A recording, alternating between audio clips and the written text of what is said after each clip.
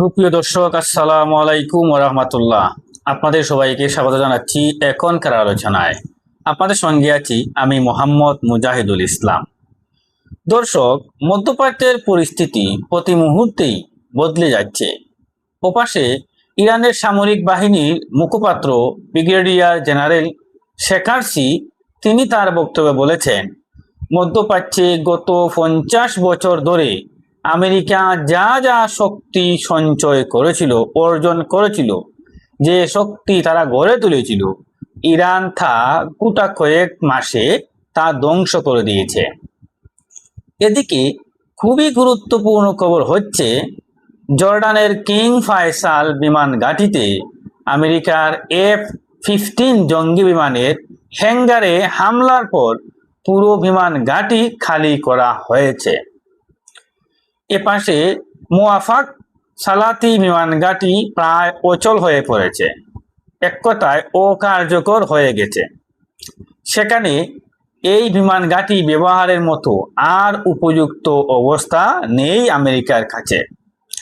এদিকে ইসরায়েলের Ben Gurion বিমানবন্দরে আমেরিকা রিফুয়েলিং ট্যাঙ্কার দিয়ে পুরোপুরি বিমানবন্দরটি ভরে দিয়েছে।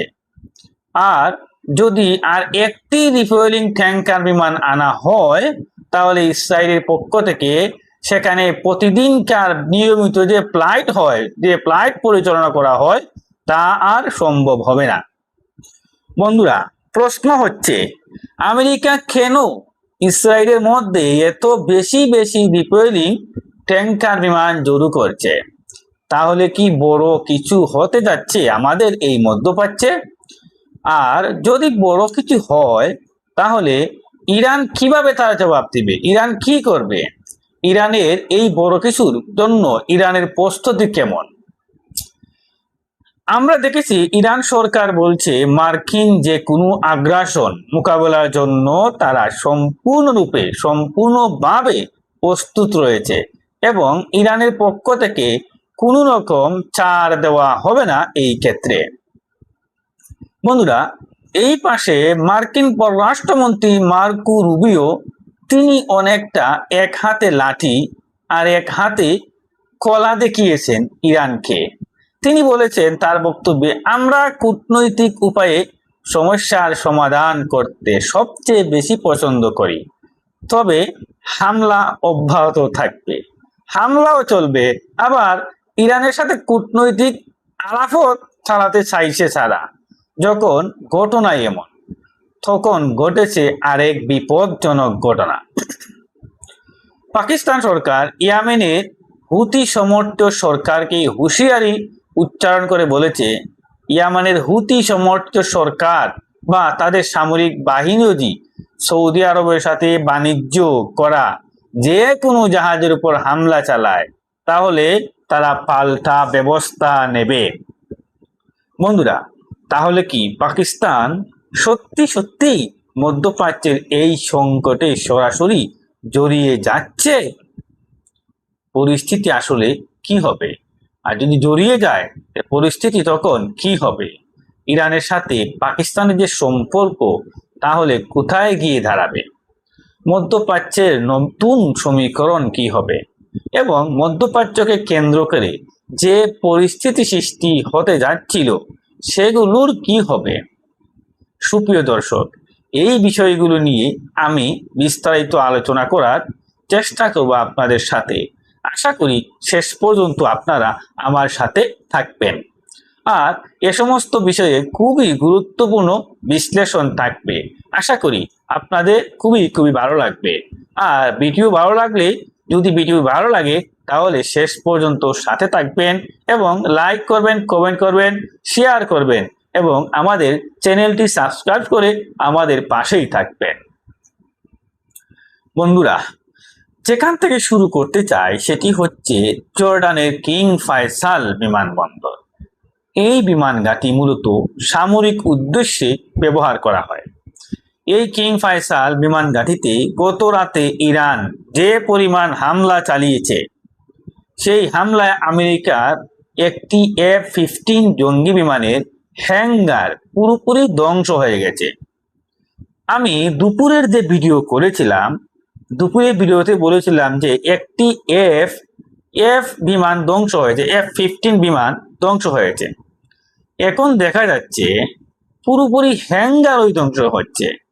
একটা হ্যাঙ্গারে একটা বিমান থাকতে পারে, আবার কয়েকটা বিমানও থাকতে পারে। সুতরাং ধরে নেওয়া যায় কয়েকটা বিমান ধ্বংস হয়েছে, তা পরিষ্কার নাই আমাদের কাছে। তবে এই হ্যাঙ্গার ধ্বংস হওয়ার পর এখন পুরো বিমান ঘাঁটি খালি করা হয়েছে, অলরেডি তা খালি শূন্য রাখা হয়েছে।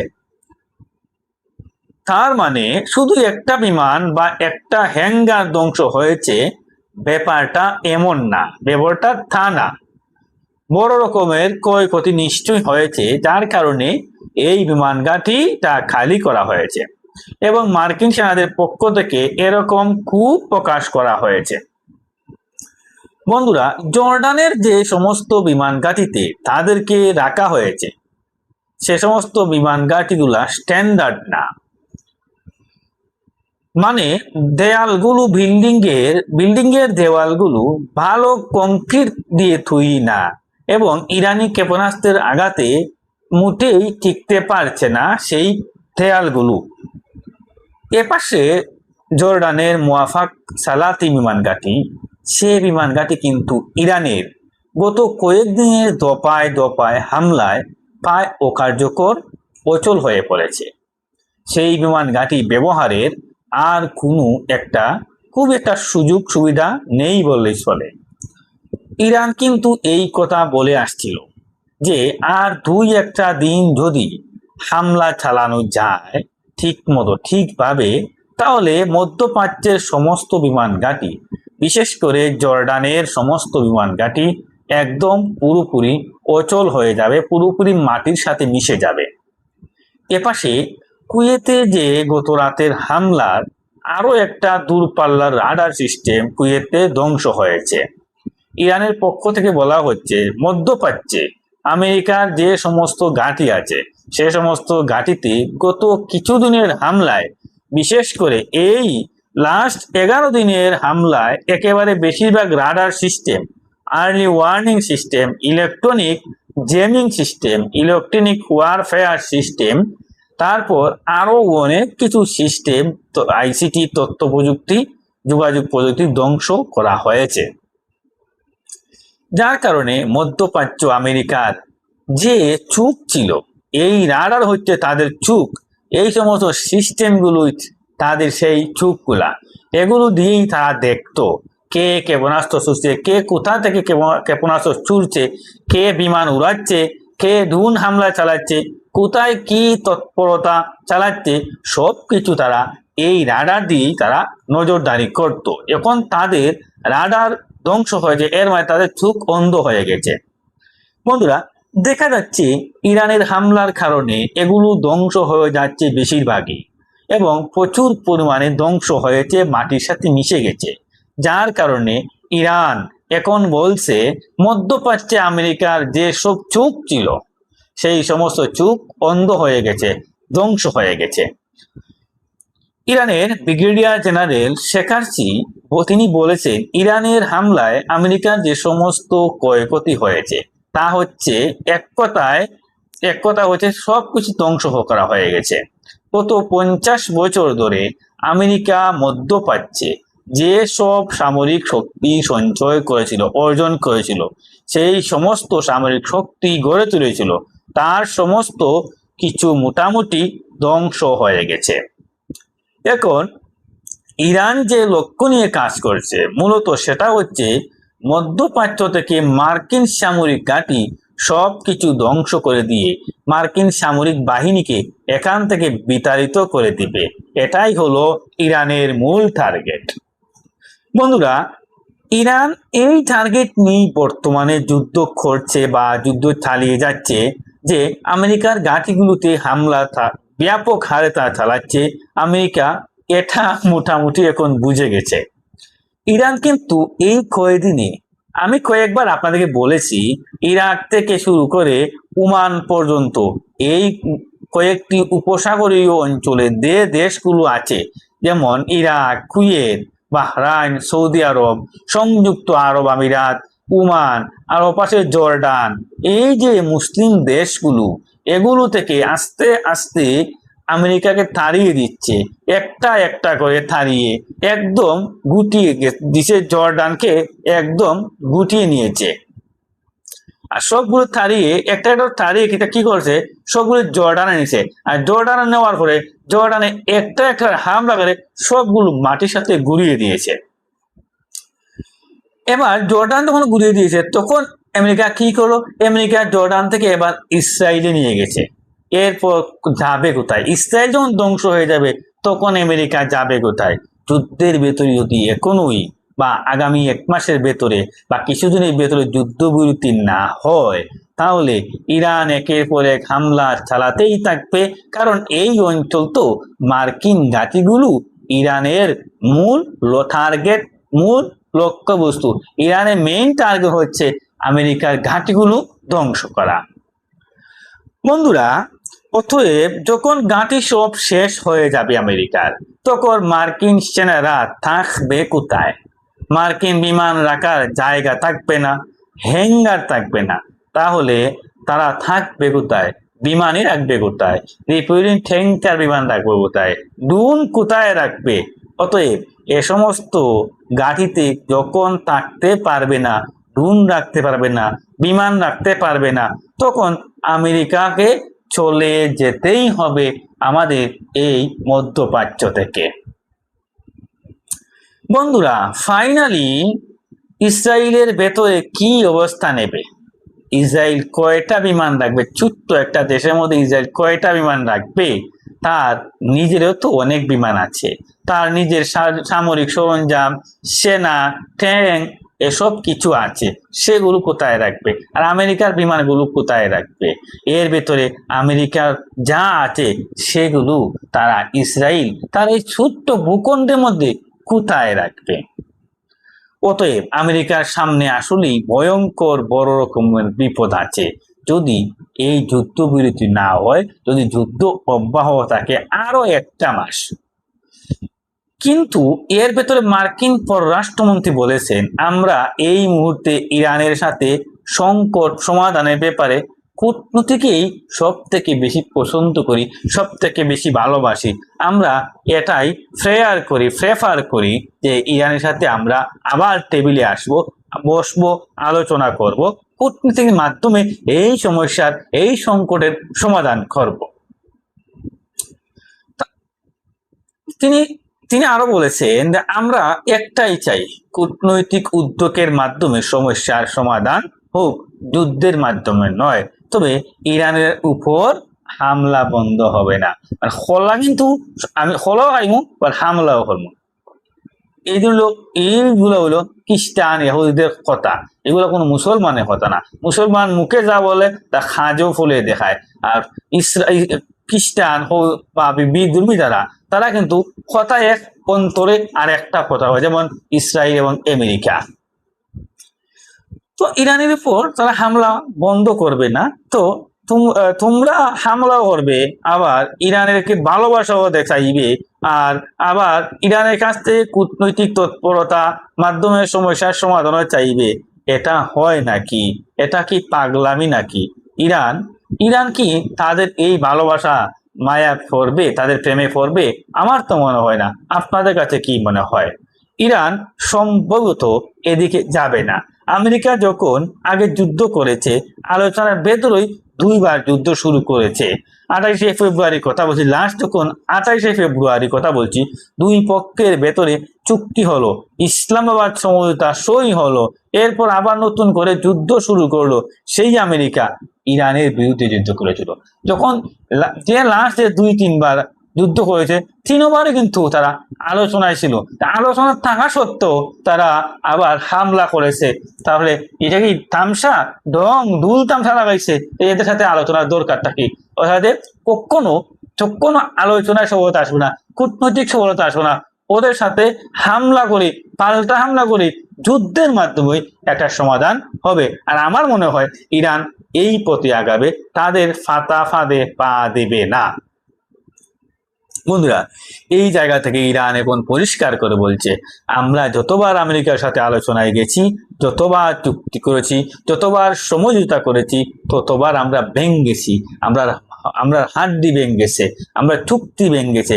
এবং মার্কিন প্রেসিডেন্ট ডোনাল্ড ট্রাম্প এমনকি ওবামার আমলেও যে চুক্তি ছিল সেটাও ছুঁড়ে ফেলেছিল এই মার্কিন প্রেসিডেন্ট ডোনাল্ড ট্রাম্প। ওবামার আমলে যে চুক্তি হয়েছিল সেই চুক্তি তো ভালোই ছিল, কিন্তু এই ডোনাল্ড ট্রাম্প এই চুক্তিটা ছুঁড়ে ফেলে দিয়েছে।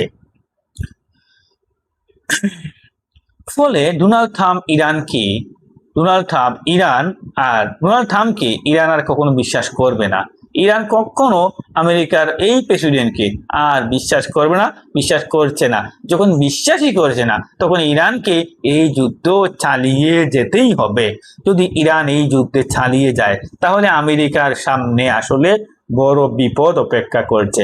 মধ্যপ্রাচ্য আমেরিকার কোনো ঘাঁটি আর অবশিষ্ট থাকবে না, ইরান আর কোনো ঘাঁটি রাখবে না।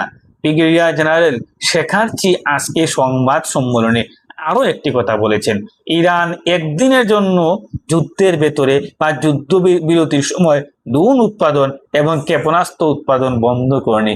এই যে কয়েকবার যুদ্ধবিরতি হয়েছে, এই যুদ্ধবিরতির মধ্যে একদিনের জন্যও তারা ড্রোন উৎপাদন, ক্ষেপণাস্ত্র উৎপাদন তারা বন্ধ করেনি। এর থেকে আগে যে পরিমাণে তারা ড্রোন উৎপাদন করতো, ক্ষেপণাস্ত্র উৎপাদন করতো, এর থেকে 3 গুণ বেশি এই যুদ্ধবিরতির সময় তারা ড্রোন, ক্ষেপণাস্ত্র বা বিভিন্ন সিস্টেম, রাডার সিস্টেম উৎপাদন করেছে।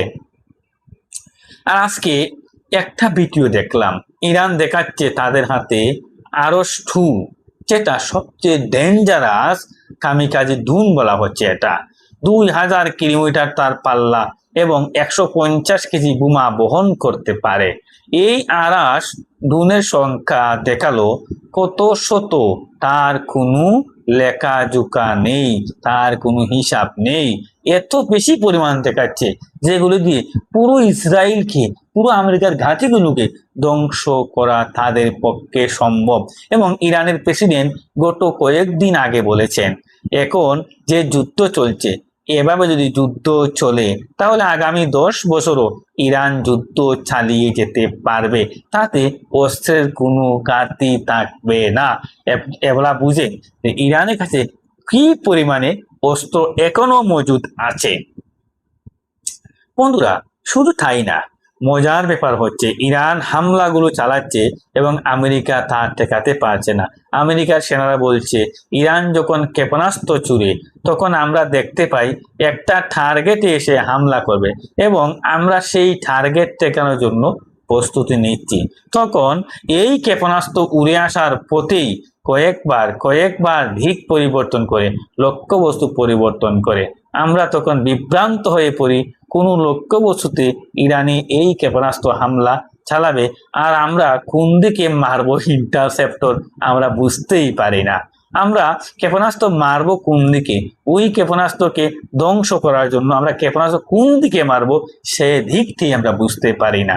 ফলে আমরা ক্ষেপণাস্ত্র মারছি আর ইরানের ক্ষেপণাস্ত্র দিক পরিবর্তন করছে, মেনুভার করছে, ঘুরছে এবং সে ক্ষেপণাস্ত্র ধ্বংস করা যাচ্ছে না, আমাদের পক্ষে তা সম্ভব হচ্ছে না ধ্বংস করা। সে ব্যাপকভাবে হামলা চালাচ্ছে। এক ভয়ঙ্কর বিপদ, খুদ আমেরিকার সেনারাই বলছে এই বিষয়গুলো। ইরানের বর্তমান ভারপ্রাপ্ত প্রতিরক্ষা মন্ত্রী বলছেন, ইরানের হাতে যে সমস্ত অস্ত্র আছে তা তাদের নিজেদের তৈরি এবং এগুলো খুবই মানসম্মত, উন্নত এবং নিজেদের তৈরি অস্ত্র দিয়ে তারা আমেরিকাকে কাবু করছে। আমি এখানে একটা কথা বলি আপনাদের, আমি বহু বছর আগে থেকেই বলে আসছিলাম, আমেরিকা যে অস্ত্র আছে তা মোটামুটি ভাবে সারা বিশ্বে পরিচিত, কারণ আমেরিকার অস্ত্রগুলা বিশ্বের প্রত্যেকটা দেশই কিনে। আর ইরানের যে অস্ত্রগুলো আছে এগুলা সারা বিশ্বে কেউ চিনে না, জানে না। 2-1টা যেমন চীন এবং রাশিয়া কিছুটা তাদের অস্ত্র সম্পর্কে জানে, আর বাকি কোনো রাষ্ট্রই তাদের অস্ত্র সম্পর্কে জানে না। সবার কাছে আমেরিকা বিক্রি করে বিদায় সবাই চিনে, সবাই জানে কার কাছে কি আছে, আমেরিকার শক্তি কেমন বিশ্বের প্রত্যেকটা দেশ জানে। দ্বিতীয় কথা হচ্ছে যে আমেরিকা যেহেতু বিশ্বের 1 নম্বর পরাশক্তি বলে নিজেকে দাবি করে এবং বহু বছর ধরেই সে ইরানকে ধ্বংস করছে, লিবিয়াকে ধ্বংস করছে, সিরিয়াকে ধ্বংস করছে, আফগানিস্তানকে ধ্বংস করছে, ভিয়েতনামে যুদ্ধ করেছে, এরকম বহু জায়গায় যুদ্ধ করেছে, দেশে দেশে যুদ্ধ করে আমেরিকা বেড়াচ্ছে। তো এই সমস্ত প্রেক্ষাপটে তারা মনে করতো আমরা যা বানিয়েছি এর চেয়ে পৃথিবীতে আর কেউ বড় কিছু বানাতে পারেনি, বানাবেও না। কিন্তু ভেতরে ভেতরে ইরান যে এত কিছু তৈরি করে ফেলছে, এই হাইপারসনিক মিসাইল, হাইপারসনিক ক্ষেপণাস্ত্র তৈরি ফেলেছে, এটা আমেরিকা টেরও পায়নি, আন্দাজও করতে পারেনি। বন্ধুরা, ইরান যখন এই দাবিগুলো করেছিল তখন আমেরিকা বা পশ্চিমা গণমাধ্যম এটাকে তুচ্ছ তাচ্ছিল্য, হাসি ঠাট্টা ফান মনে করেছিল, মানে ভয় ভীতি দেখাচ্ছে ইরান, এমনটা ভেবেছিল। আসলে ইরানকে তারা খুবই একটা অবহেলা, দুর্বল রাষ্ট্র ভেবেছিল। এটা এটা আবার তারা বানিয়েছে, এমন কটূক্তি করেছিল। অনেক আমেরিকা বা পশ্চিমা গণমাধ্যম এভাবে দাবি করতো যে ইরান দাবি করছে এটা বানিয়েছে, মানে বোঝা গেছে তারা ইরান বানিয়েছে না, বানাইতে পারে না। এখন যুদ্ধের ময়দানে গিয়ে দেখে জম দেখার মতো দেখছে, জম তারা এর আগে দেখেনি, জম দেখার মতন তারা দেখেছে। বন্ধুরা, এখন যাই হোক, আমি যা যা বলতে চাইছি, ইরান তার নিজস্ব অস্ত্র দিয়ে আমেরিকা ও ইসরায়েলকে কাবু করে ফেলছে অলরেডি। আমি একথা বলি, বারবার বলি, 2019 সালের 20শে জুন পারস্য উপসাগরে আকাশে সেই সময়কার আমেরিকার সবচেয়ে লেটেস্ট প্রযুক্তির গ্লোবাল হক ড্রোন ভূপাতিত করেছিল ইরান। আপনারা যারা মধ্যপ্রাচ্যের খবর রাখেন, আমার ভিডিও যারা দেখেন, প্রত্যেকেই জানেন এই কথাটাই জানেন আপনারা। যেটা কথা বলা হতো পৃথিবীর কেউ এটাকে শনাক্ত করতে পারবে না, ইরান শনাক্ত করে সিঙ্গেল মিসাইল শটে তা ধ্বংস করে দিয়েছিল, এটা বিশ্ববাসীরা জানে। বন্ধুরা, সেটা কিভাবে শনাক্ত করেছিল আর কিভাবে ধ্বংস করেছিল? সেই গ্লোবাল হক সর্বাধুনিক ড্রোন ধ্বংস করার কাজে ইরানের কুরদাত 15, ফার্সিতে বলে ফুনজাদা কুরদাত, এই ক্ষেপণাস্ত্র প্রতিরক্ষা ব্যবস্থা ব্যবহার করেছিল এবং এই ড্রোনকে ধ্বংস করেছিল। ওটা তো সম্পূর্ণ ইরানের তৈরি। সেই সময়কার আমেরিকার লেটেস্ট প্রযুক্তির ড্রোন, আজ থেকে 6-7 বছর আগের কথা, সেই ড্রোন ধ্বংস করেছিল ইরান তাদের নিজস্ব প্রযুক্তি দিয়ে। আপনারা কি একটি ভেবে দেখবেন ইরান কি বানিয়েছিল 6-7 বছর আগে? কি ইরান ছিল? তাহলে আজকে কেন ইরান আমেরিকার বিরুদ্ধে যুদ্ধ করতে পারবে না? যেহেতু উন্নত অস্ত্রপাতি, যন্ত্রপাতি, সামরিক সরঞ্জাম ইরানের হাতে আছে, তাহলে কেন যুদ্ধ করতে পারবে না? অতএব ইরান যে ডেভেলপমেন্ট করেছে, যে ডেভেলপমেন্ট ঘটিয়েছে ভেতরে ভেতরে, এটা কেউ বিশ্বাস করেনি, কল্পনাও করেনি। বন্ধুরা, এই সুবিধাটা এখন ইরান যুদ্ধের ক্ষেত্রে প্রতিদিন এক ধরনের চমক দেখাচ্ছে, একটা চমক দেখাচ্ছে, একটা অস্ত্র বের করেছে আর একটা বড় রকমের চমক দেখাচ্ছে বিশ্ববাসীকে। প্রতিদিন একক ধরনের ঘটনা ঘটাচ্ছে, যেটা আমেরিকা ভাবতে পারেনি, কল্পনা করেনি। আপনারা কল্পনা করতে পারেন মধ্যপ্রাচ্যে এত মার্কিন ঘাঁটি, এত বিশাল ব্যবস্থা, সেনকমের সদর দপ্তর, কাতারের আল উদাইদ বিমান ঘাঁটি, এগুলো ধ্বংস করে দেবে পৃথিবীর কেউ কল্পনা করেছিল কখনো? আপনি কল্পনা করেছিলেন? আমি করেছিলাম? কখনো না, কেউ করেনি। এগুলো করলো কিভাবে করলো? আমেরিকা এগুলোর ভিকটিম, এগুলোর শিকার। এখন এটাই বাস্তবতা। আর ইরান যে বিগত এতগুলো বছর, সেই 79 সাল থেকে আমেরিকাকে ধ্বংস করার জন্য তাদের প্রযুক্তি এত উন্নত করেছে, তা আমেরিকা বিন্দু মাত্র টের পায়নি, বুঝতেও পারেনি। আপনারাও কি জানেন? আপনারাও জানেন না। আর ইরান কিন্তু আমেরিকাকে ধ্বংস করার জন্য তাদের এই সামরিক প্রযুক্তি সবকিছু ঘটিয়েছিল, উন্নত করেছিল, ডেভেলপমেন্ট করেছিল একমাত্র আমেরিকাকে মধ্যপ্রাচ্য থেকে ছেদানোর জন্য, যা বিশ্ববাসী কখনো টের পায়নি। যাই হোক দর্শক, আমি এবার ইসরায়েলের বেন গুরিয়ন বিমানবন্দরে আমেরিকার বহু সংখ্যক নেপোলিয়ন ট্যাঙ্কার রেখেছে। কত ট্যাঙ্কার রেখেছে, আবার কেন রেখেছে, এই বিষয়গুলো নিয়ে একটু আলোচনা করি। ইসরায়েলের বেন গুরিয়ন বিমানবন্দরে আমেরিকার 33টি রিফুয়েলিং ট্যাঙ্কার বিমান রেখেছে এবং আরো 60টি বিমান আনতে চায়। এই বেন গুরিয়ন বিমানবন্দর বা ইসরায়েলের বিমান অথরিটি মহাপরিচালক শারন কেডি তিনি বলেছেন, আর একটি বিমানও রাখার মতো জায়গা নেই এই বেন গুরিয়ন বিমানবন্দরে। বেন গুরিয়ন বিমানবন্দরে যদি আরেকটি রিফুয়েলিং ট্যাঙ্কার বিমান রাখা হয় তাহলে প্রতিদিন অন্তত 30টি ফ্লাইট বাতিল করতে হবে। একটা বিমান রাখলে 30টি ফ্লাইট বাতিল করতে হবে, তার মানে প্রতিদিন 5000 টিকিট ক্যান্সেল বা বাতিল করতে হবে। পরিস্থিতি কতটা ভয়াবহ ইসরায়েলের দেখেন ইসরায়েলের মধ্যে। তার মানে আমেরিকা বিপুল সংখ্যক রিফুয়েলিং ট্যাঙ্কার এখন ইসরায়েলের ঘাঁটিতে। প্রশ্ন হচ্ছে, কেন ইসরায়েলি বিমান ঘাঁটিতে এই রিফুয়েলিং ট্যাঙ্কার? এই কারণে আমার কাছে দুটো ব্যাখ্যা হতে পারে, আমি দুটোই বিশ্লেষণ করছি। একটা হচ্ছে ইরানের উপর চরমতম হামলা হবে। আমি গত পরশু বা গতকাল আমার ভিডিওতে বলেছিলাম প্রচন্ডতম হামলা চালানোর জন্য আমেরিকা তার ম্যাক্সিমাম শক্তি এখানে আনছে, যার কারণে হিউজ বিমান হামলা হবে ইরানের উপরে। এই বিমান হামলা চালানোর জন্য বেশিরভাগই ইসরায়েলের ঘাঁটি থেকে বা জাহাজ থেকে হবে।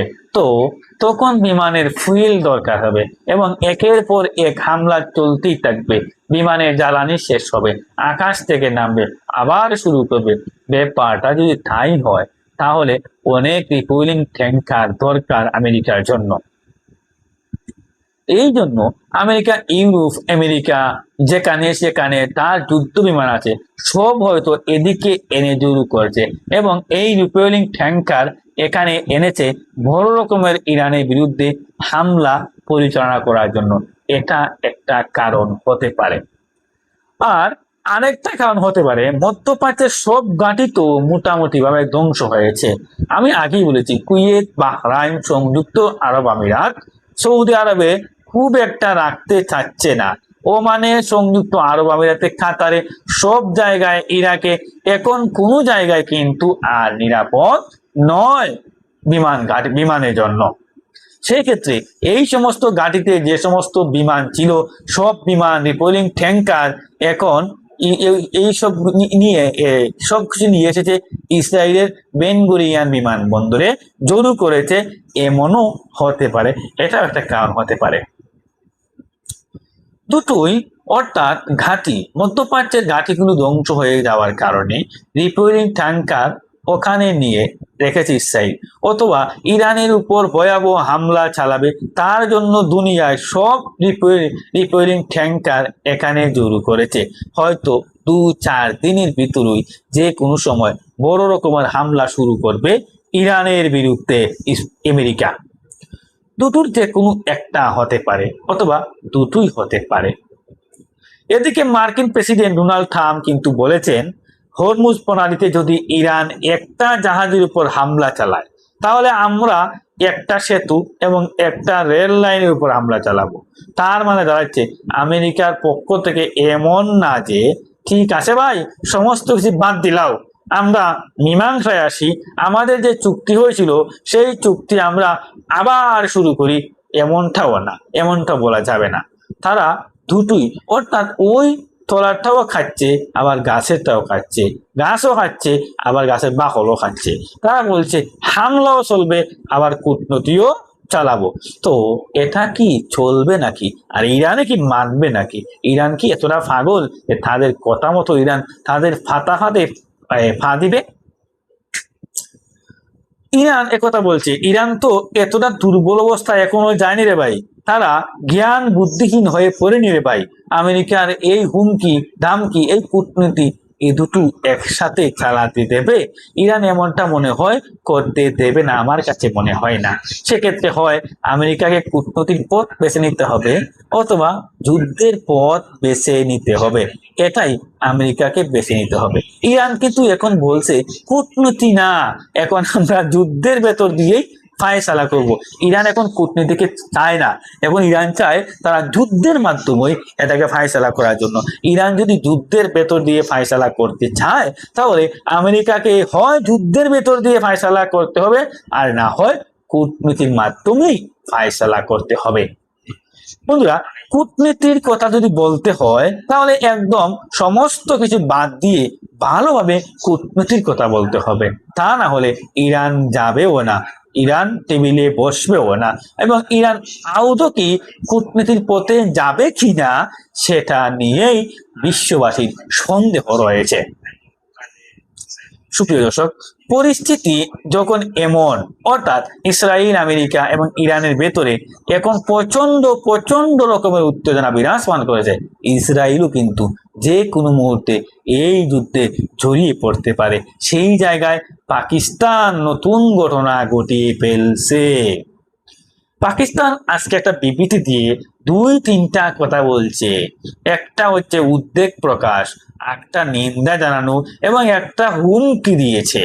উদ্বেগ প্রকাশ করেছে সৌদি আরবকে এই যুদ্ধের ভেতর টেনে নেওয়ার চেষ্টা করা হয়েছে, এটা অত্যন্ত উদ্বেগজনক একটা ব্যাপার। আর নিন্দা জানিয়েছে যে বাব এল মানদেব প্রণালী বন্ধ করে দিয়েছে ইয়েমেনের হুতি সমর্থিত সরকার বা হুতি সেনাবাহিনী, এটার নিন্দা জানিয়েছে। আর হুমকি দিয়েছে বাব এল মানদেব প্রণালী দিয়ে যে পাকিস্তানের জাহাজ চলাচল করে, এটাও যদি টার্গেট করে সৌদি আরবে যায় পাকিস্তানের জাহাজ, এই জাহাজগুলো যদি টার্গেট করে সৌদি আরবের সাথে ব্যবসা করে, এমন এই ব্যবসা বাণিজ্যের জাহাজ যদি হুতিরা টার্গেট করে, তাহলে পাকিস্তানও হুতিদের বিরুদ্ধে ব্যবস্থা নেবে। এই তিনটা কথার পর একটা কমন বক্তব্য দিয়েছে যে সৌদি আরবের স্বাধীনতা, সার্বভৌমত্ব, নিরাপত্তা, ভৌগোলিক অখণ্ডতা, তার স্বার্থ, এটা দেখার দায়িত্ব পাকিস্তানের রয়েছে। ফলে কেউ যদি সৌদি আরবকে যুদ্ধে জড়িয়ে দেয় তাহলে পাকিস্তান এই অনুযায়ী ব্যবস্থা নিতে বাধ্য হবে। তার মানে হচ্ছে সৌদি আরব এবং ইয়েমেনের ভেতরে যদি এখন যুদ্ধ লাগে তাহলে পাকিস্তান যুদ্ধে জড়িয়ে যাবে, মোটামুটি সেই বার্তাই পাকিস্তানের পক্ষ থেকে দেওয়া হয়েছে। সৌদি আরব এবং পাকিস্তানের ভেতরে বছরে 480 থেকে 500 কোটি ডলারের ব্যবসা বাণিজ্য হয়। এর ভেতরে প্রায় 415 কোটি ডলারের পণ্য সৌদি আরব থেকে আমদানি করে পাকিস্তান, আর বাকিটা পাকিস্তান সৌদি আরবে পাঠায়। এর মধ্যে 2.9 অর্থাৎ 290 থেকে 300 কোটি ডলারের তেল এবং তেলজাত পণ্য আমদানি করে সৌদি আরব থেকে পাকিস্তান। আর সেই হিসেবে গড়ে দেখা যায় পাকিস্তান প্রতিদিন সৌদি আরব থেকে 50 থেকে 60 হাজার ব্যারেল তেল আমদানি করে। এটা কিন্তু একদম কম না। সৌদি আরব যদি পাকিস্তানে তেল পাঠাতে না পারে অথবা সৌদি আরবের কাছ থেকে যদি পাকিস্তান তেল কিনতে না পারে, হুতি সমর্থিত বাহিনী যদি বাব এল মানদেব প্রণালীতে বাধা দেয়, তাহলে পাকিস্তান বলছে তারা প্রয়োজনীয় ব্যবস্থা নেবে হুতিদের বিরুদ্ধে। তার মানে কি যুদ্ধে জড়িয়ে যাবে। অথবা যদি সৌদি আরব এই মধ্যপ্রাচ্যের সংকটে জড়িয়ে যায় তাহলে পাকিস্তান তার পক্ষে জড়াতে বাধ্য হবে, কারণ চুক্তি অনুযায়ী জড়াতেই হবে। তাহলে আসলে বাস্তবে কি হবে সেটা দেখার অপেক্ষা রয়েছে বিশ্ববাসী। কিন্তু পাকিস্তান যদি এভাবে জড়িয়ে যায় তাহলে কি দাঁড়াবে? একদম সহজ কথা, একদম ক্লিয়ার কথা, ভয়াবহ প্রাতিঘাতিক যুদ্ধ শুরু হবে। ইরান আলটিমেটলি পাকিস্তানের বিরুদ্ধে যখন যুদ্ধ করতে বাধ্য হবে। যদি পাকিস্তান যুদ্ধ করে তখন এতদিন যে সহযোগিতার সম্পর্ক গড়ে উঠেছিল, বিশেষ করে এই যুদ্ধকে কেন্দ্র করে পাকিস্তানের সাথে ইরানের যে ঘনিষ্ঠতা হলো, ইরানের প্রেসিডেন্ট পাকিস্তান সফর করলেন, পাকিস্তানের প্রধানমন্ত্রী, পাকিস্তানের সেনা প্রধান থেকে শুরু করে কত কত মানুষ ইরান সফর করলেন। বাণিজ্যিক লেনদেন হচ্ছে, সীমান্ত খুলে দিচ্ছে, রেল লাইন প্রতিষ্ঠা হচ্ছে, আরো অনেক কিছু। সেই জায়গায় এখন পাকিস্তান যদি জড়িয়ে যায় এই যুদ্ধে, তাহলে ইরানের জন্য সেটা ভয়ঙ্কর একটা বিপদের কারণ, সংকটের কারণ হতে পারে। বন্ধুরা, কি করে ইরান তার প্রতিবেশী পাকিস্তানের সাথে যুদ্ধ করবে? সুপ্রিয় দর্শক, এখনকার আলোচনা এখানে শেষ করতে চাই। আলোচনা শেষের আগে আপনাদের কাছে প্রশ্ন করি, আপনারা আমার এই ভিডিও নিয়ে, আমার এই সংবাদ নিয়ে কি ভাবছেন? ইসরায়েলের বেন গুরিয়ন বিমানবন্দরে আমেরিকার যে 33টি রিফুয়েলিং ট্যাঙ্কার অর্থাৎ জ্বালানি সরবরাহকারী বিমান রেখেছে, আরো 7টি বিমান আনতে চায়। এই এত জ্বালানি ট্যাঙ্কার বিমান ইসরায়েলে জরু করা হচ্ছে, এটা কি ইরানের বিরুদ্ধে হামলার জন্য, নাকি ইরানের হামলা বিভিন্ন ঘাঁটিতে টিকতে না পেরে এ সমস্ত বিমান ইসরায়েলের এই বেন গুরিয়ন বিমানবন্দরে আনা হচ্ছে? আসলে আপনাদের মতামত কি? সর্বোপরি মধ্যপ্রাচ্য কি আসলে ভয়াবহ একটা যুদ্ধের মুখোমুখি যাচ্ছে কিনা? আপনাদের মতামত জানিয়ে কমেন্টে লিখতে পারেন আপনার এই অনুভূতি। আর ভিডিও ভালো লাগলে লাইক করবেন, কমেন্ট করবেন, শেয়ার করবেন এবং আমাদের টেবিল টক নিউজ চ্যানেলটি সাবস্ক্রাইব করে আমাদের সাথেই থাকবেন। দর্শক, আপনাদের সবাইকে অনেক অনেক ধন্যবাদ। সকল ভালো থাকবেন। আল্লাহ হাফেজ।